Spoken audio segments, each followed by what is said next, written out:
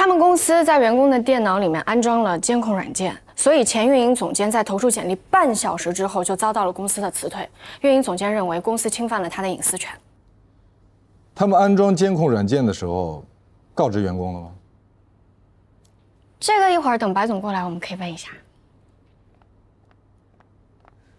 白金红已经到了，比预约提前了40分钟。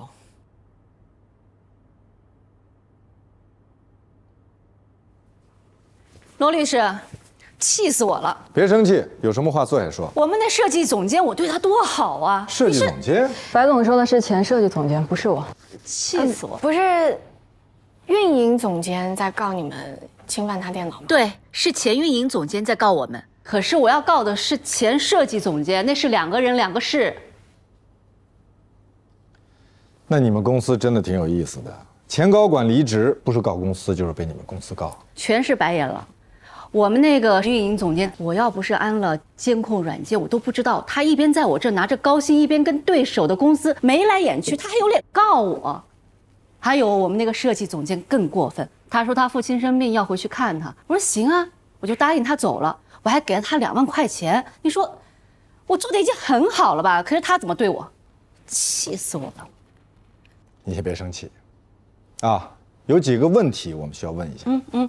你问你们公司安装监控软件的时候，告知员工了吗？有什么区别吗？针对各类职场常见的监控行为，法律上是有不同的解释的。判断是否侵犯其隐私权，最重要的一个因素就是是否事先告知。监控软件是安在我们公司电脑上，公司电脑是公司资产。我在我自己公司的电脑上安监控软件，还要事先告知吗？但是员工会认为说，你连上个网查个快递都会被公司盯着。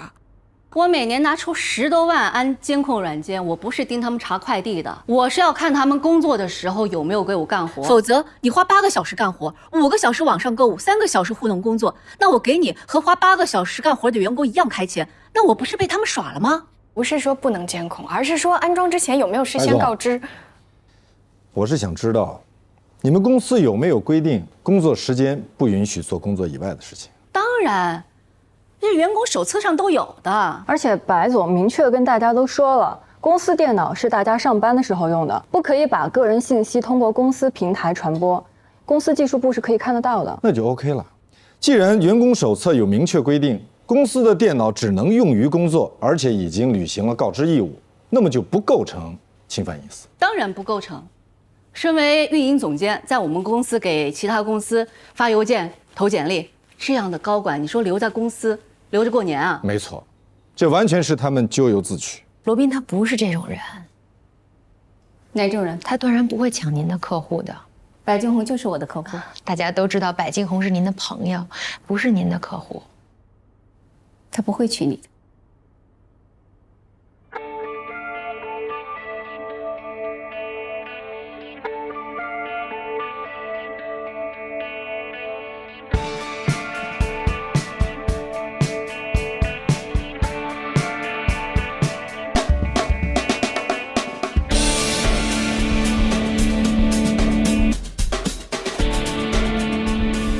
有什么可以帮您的吗？我今天去见客户了，还跟客户吃饭了。对，是他请的我，他跟我咨询一些关于并购方面的问题。您是这方面的专家呀。谢谢。你这话是什么意思呢？你真这么认为吗？事实就是事实，我怎么认为的不重要。那是什么意思？你给我解释一下。你是说我是这方面的专家，它是一个事实，但是同时呢，你也这么认为？还是说我是这方面的专家，它是一个事实，但是你并不一定这么认为？这句话既不是事实，我也不这么认为，就是一句客套话，行了吧？你是不是现在特别想打人？我不打女人，但是我不明白为什么你对我这么不友好。我对你很友好啊，我只是用你平时的方式对待了你。你不是经常标榜这种令人不愉快的沟通方式是忠言逆耳、实事求是吗？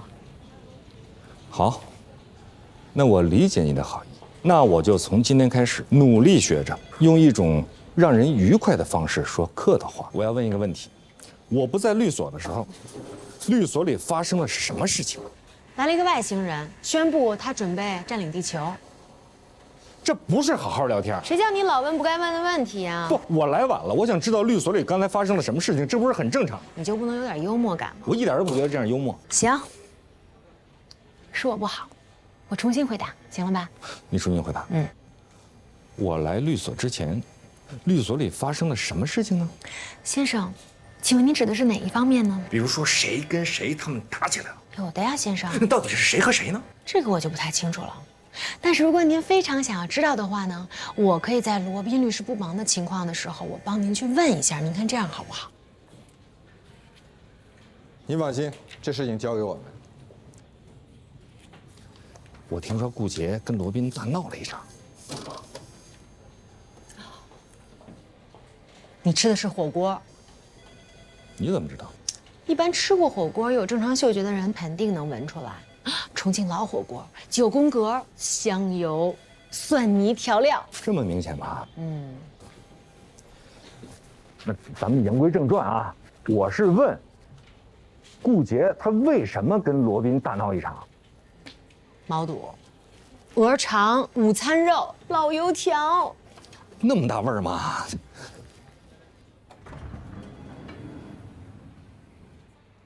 罗老师，您刚才为什么要打断我？打断你需要给你理由吗？您知道我要说什么吗？您就打断我。给老板普及一下什么叫员工的隐私权，教育老板不要侵犯职工的权利，让老板觉得比你笨，比你傻，什么都不懂，这需要你来教吗？我去他们公司做过调查，大部分员工他们都感觉到非常的压抑，不喜欢公司的文化。他们那个前运营总监之所以给其他公司投简历，也是因为这个原因。谢天谢地，幸亏我打断了你。为什么？那我问你，如果不打断你，打算跟他说什么？我打算跟他说，白总，我知道您之所以在公司的电脑上安装职场监控软件，那是因为您发现不打招呼就离职的员工以及消极怠工的员工实在是太多了，其中有一部分还是高管，所以这让您非常的恼火，所以您就决定在公司的电脑上安装职场监控软件。这样一来，不仅可以实时查岗，而且还可以预知谁有离职倾向。那又怎么样呢？可是事实上，员工和高管他们为什么要离职？真正的原因是他们对公司很失望。你是在教白敬红如何管理企业吗？请问戴叶小姐，你管理过公司吗？有过什么成功案例吗？我是说，经过我的了解，现在他们公司离职的意愿更加的强烈了。只不过他们为了不被监控到，就选择不在公司的电脑上去投简历、收邮件。公司的监控就只能监控到他们在电脑上干了什么，但是没有办法监控到他们员工脑子里在想什么、干什么。你是怎么了解到的？我跟他们的员工交谈过。谁？告诉我他们的名字。那我不能告诉你。你被炒掉了。明白了吗？我为什么要拦住你、打断你？可是没有可是。我们是法律顾问，是帮助客户解决问题的，所以请你现在出去好好的了解一下专利法和相关的判例。罗老师，我觉得我们这么做不妥。哪里不妥？这对他们那前设计总监不公平。他的作品公司看不上，让人家反反复复修改了那么多年，那人家当然不乐意了。那他可以光明正大的跟公司说不干了呀。为什么要骗公司说自己的父亲生病了，要去照顾自己的父亲？白敬红的脾气，刚刚您也看见了，谁敢跟他说实话呀？所以你的结论是，公司高管可以欺骗公司，叫情有可原；公司加以制裁，就叫不近情理。不，我的意思是说，公司他应该首先检讨自己。我请你来做我的助理，是来服务客户的，不是让你来给我的客户上德育课的。我这可不是上什么德育课，我这是在讲道理呀。罗老师，在法律上，白敬红他可能可以胜诉，但问题上在这次你是真的被炒了。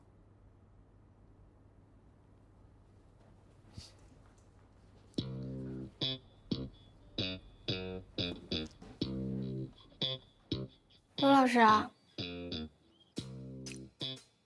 你跟我开玩笑的吧？这有什么好被炒的？那我再说一遍，你是真的被炒了，回家吧。不可能！刚刚您过来的时候，我看到您的小肩膀咯咯咯抖动了一下，您肯定在跟我开玩笑，您在偷笑对不对？你肯定是在偷笑，我怎么可能会被炒了，对不对，罗老师？出去了解一下相关的判例。好嘞。